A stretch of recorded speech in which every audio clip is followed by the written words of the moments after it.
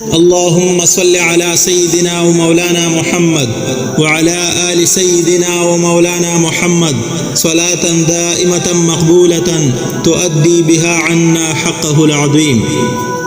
شلك نیکیانی د حضرت عبدالله بن ابي اوفا رضی الله تعالی عنه نا روایت دی چې رسول الله صلی الله علیه وسلم ارشاد فرمایلی دی چې څوک لا اله الا الله وحده لا شريك له احدا صمدا لم يلد ولم يولد ولم يكن له كفوا احد وای نو الله تبارک وتعالى با د هغه د پاره شلاک نیکی ولیکي. مذکوره کلمه یو ځل ویلو باندې شلاک نیکانی ملاویږي. کچېرې د هر فرض مون نه پس یا د هغې نه مخکې دا کلمه یو ځلې وایي نو روزانه په اسانۍ سره 1 کروڑ نیکیانې حاصلېدی شي. تاسو یې هم حاصلولی شئ.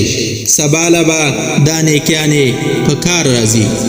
مسلمانانو ورونو راځئ چې خپله هم لدې مبارکو کلماتو نه پیدا واخلو او نورو مسلمانانو ورونو سره هم شریک کړو.